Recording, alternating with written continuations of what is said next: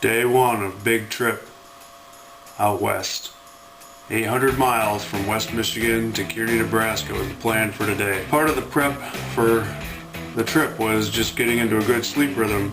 This included several weeks of cutting out caffeine completely and getting to bed consistently. Even with all of that, the night before the trip, I could hardly sleep.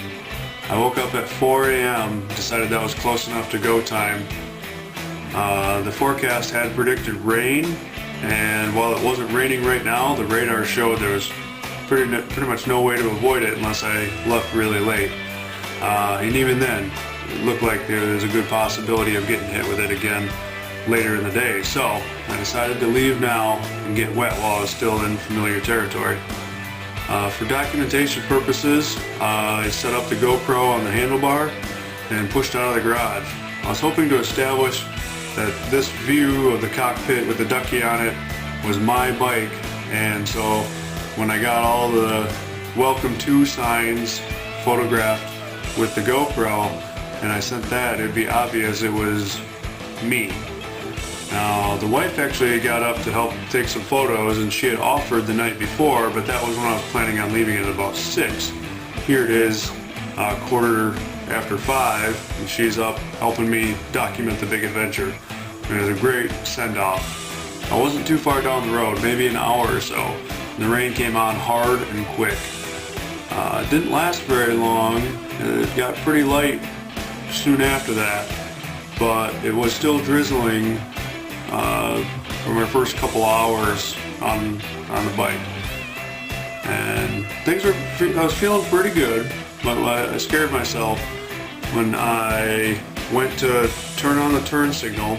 For some reason my left hand grabbed the clutch. Now the engine started revving up crazy, and I was thinking, what's going on? And then I noticed, oh, I grabbed the clutch. So I too quickly corrected that and dumped the clutch. And I thought to myself, that wouldn't have had to be too much different, and that would have been a very big mistake. I got lucky, but it was screwing with my mind a little bit. I was a little jittery after that. So this must be one of those gumption traps that I've heard about.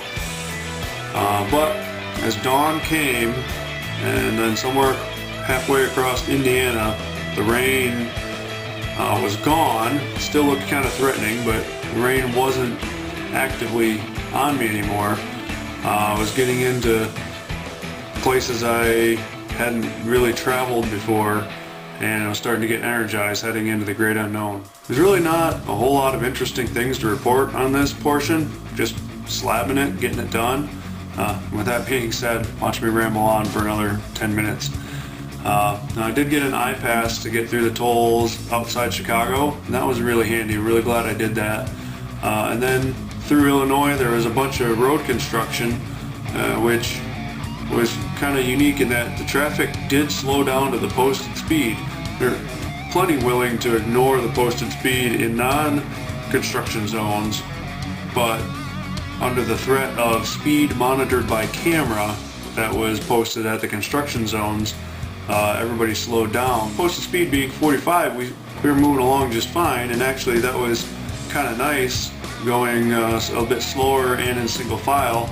I was able to get up on the pegs, stretch out a little bit. I started noticing that I was going to need a fuel stop soon, and I was coming up on the Illinois-Iowa border. So I decided to make a point and not put my feet down in Illinois. I'd already gone through Indiana without putting my feet down, so if I could have two states that I didn't put my feet down, I thought that'd be some fun bragging rights. It's interesting what goes through your head when you're cooped up in a helmet all day. After I met a guy at the pump who was asking me about how my bike handled ethanol, and the fact that we were in Iowa, and he thought it was like a state mandate that they have high ethanol in their gas. Maybe I should have stopped back in Illinois and got some gas before getting into the corn country.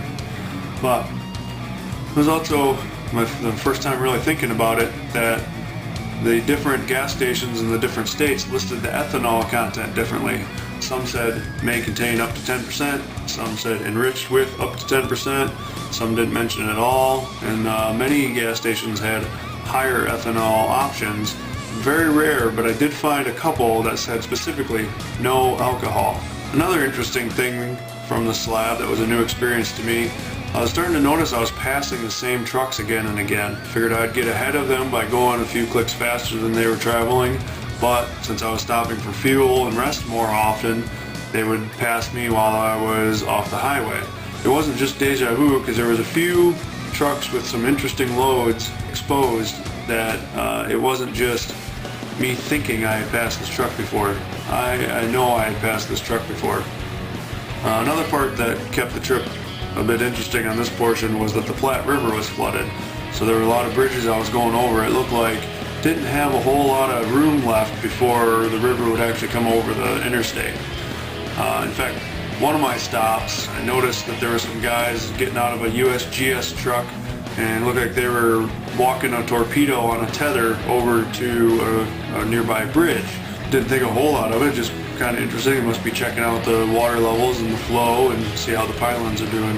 While waiting in line for the restroom, there's this older couple asked me a couple of things, and I had a hard time realizing what she was saying specifically. Something like, you know, what can you see down there?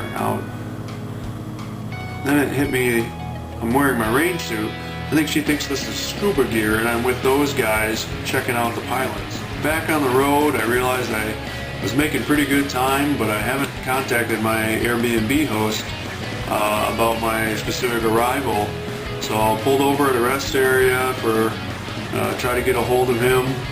Learned a bit more about the Platte River Road. Now, there are some technical glitches that made getting a hold of my host difficult. I'm not going to bore you with the fact that my GPS was connected to my phone and took over. I don't have a headset, and I was trying to use Google Voice, and I got a hold of him finally, and things were set for my arrival. So, in previous trips I had said no music, it's a distraction, I don't want to be listening to music while I'm on the road, but here things are going really well. I've been on the road for 12 hours. I put in the earbuds, and for the last hour blasted down the highway listening to some good tunes. Pulled off the highway into Kearney there, and after several hours of 80 miles an hour on the interstate, finally going 30 miles an hour through town felt very strange. So I met up with the host. He was very nice. We chatted a bit. He invited me out to the street fair food vendor event that they had going on in town, but I had looked ahead on Google and saw that they had a brew pub, and that was more my speed. I decided to go that way. This brew pub had a great calzone and a wonderful Scotch ale, so it was a great way to end a long day on the bike.